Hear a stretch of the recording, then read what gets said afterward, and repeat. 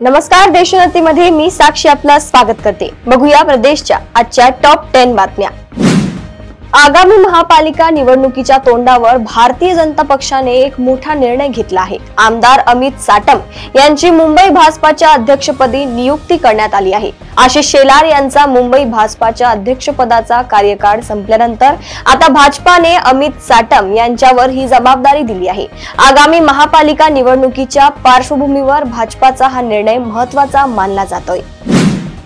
आपल्या राजकीय स्वार्थापायी आधी बहिणींना लाडके म्हणायचे आणि स्वार्थ साधून झाला की त्यांनाच बोगस करायचे। हा धंदा सरकारने तात्काळ बंद करावा आणि योजनेच्या लाभाची रक्कम 1500 रुपयांची 2100 करून करण्याचे दिलेले आश्वासन अंमलात आणावे, अन्यथा स्थानिक स्वराज्य संस्थांमध्ये याच लाडक्या बहिणी या सरकारचा राजकीय पाण उतारा केल्याशिवाय राहणार नाहीत, असा इशारा राष्ट्रवादी काँग्रेस शरदचंद्र पवार पक्षाचे आमदार रोहित पवार यांनी महायुती सरकारला दिलाय।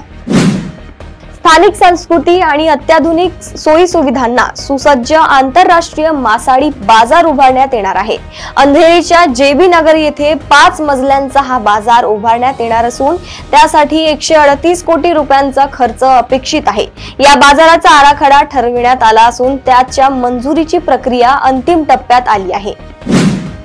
राज्याचे सामाजिक न्याय मंत्री संजय शिरसाट यांनी छत्रपती संभाजीनगर मधील गणेश मंडळांना आवाहन केलं आहे की त्यांनी गणपतीच्या मिरवणुकांमध्ये डीजे वाजवू नये। डीजे ऐवजी बँड, ढोल ताशा, बँजो मागवा असा सल्ला शिरसाट यांनी दिला आहे। तसेच पैसे कमी पडले तर माझी बॅग उघडीच आहे अशी मिश्किल टिप्पणी देखील त्यांनी केली आहे। राज्याच्या तिजोरीवर येणारा भार कमी करण्यासाठी सरकारने 41 मद्य निर्मिती उद्योगांना प्रत्येकी 8 असे 328 नवे परवाने देण्याचा निर्णय घेतला आहे। मात्र यातील सुमारे 30% म्हणजेच 96 परवाने हे राजकीय नेत्यांच्या कुटुंबियांशी संबंधितांच्या जोडीत पडणार असल्याचे स्पष्ट झाले आहे।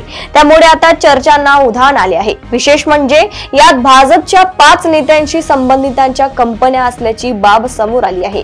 या 5 नेत्यांशी संबंधित कंपन्यांना एकूण 40 परवाने मिळणार आहे। कायदेशीर प्रक्रियेचे व्यापक स्वरूपात उल्लंघन झाले असेल आणि त्यावर आक्षेप घेणाऱ्यांना सुनावणीची योग्य संधी दिली गेली नसेल तरच मतदारसंघ रचनेची वैधता तपासली जाऊ शकते, परंतु केवळ मतांचे गणित बिघडल्यामुळे कोणालाही मतदारसंघ रचनेस आव्हान देता येणार नाही, असे मुंबई उच्च न्यायालयाचे नागपूर खंडपीठाने जिल्हा परिषद व पंचायत समिती निवडणुकीशी संबंधित प्रकरणावरील निर्णयात स्पष्ट केले। आगामी महापालिका निवडणुकीच्या पार्श्वभूमीवर डोळ्यात तेल घालून मतदार याद्या तपासा, अशा सूचना पक्षप्रमुख उद्धव ठाकरे यांनी आपल्या कार्यकर्त्यांना केल्या आहेत। सण उत्सव जरी असले तरी आजपासूनच मतदार याद्यांची तपासणी सुरू करा। घरोघरी जाऊन मतदारांना भेट द्या। गेल्या निवडणुकीत जी मतचोरी झाली, 42 लाख मतदार वाढवले गेले, हे घुसलेले कोण आहेत त्यांचा शोध घ्या, असे ठाकरे यांनी कार्यकर्त्यांना उद्देशून म्हटले आहे। यकृत प्रत्यारोपण शस्त्रक्रियेनंतर 2 दिवसात पतीचा व त्यास स्वतःचे यकृत देणाऱ्या पत्नीचा 6 दिवसांनी मृत्यू झाल्याप्रकरणी डेक्कन येथील सह्याद्री रुग्णालयाला आरोग्य उपसंचालक कार्यालयाने नोटीस पाठवली आहे।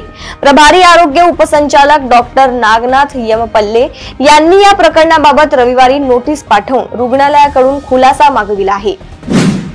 बहुप्रतीक्षित असलेल्या नांदेड मुंबई वंदे भारत एक्सप्रेसचा मुहूर्त अखेर ठरला आहे। मंगळवारी मुख्यमंत्री देवेंद्र फडणवीस यांच्या हस्ते व्हिडिओ कॉन्फरन्सिंगद्वारे हिरवी झेंडी दाखवून या रेल्वे सेवेचा शुभारंभ होणार आहे। 28 ऑगस्ट पासून ही रेल्वे दररोज सकाळी 5 वाजता हुजूर साहेब नांदेड रेल्वे स्थानकावरून सुटणार आहे आणि छत्रपती शिवाजी महाराज टर्मिनस मुंबई येथे दुपारी 2:25 पोहोचणार आहे, अशी माहिती दक्षिण मध्य रेल्वे विभागाने दिली आहे।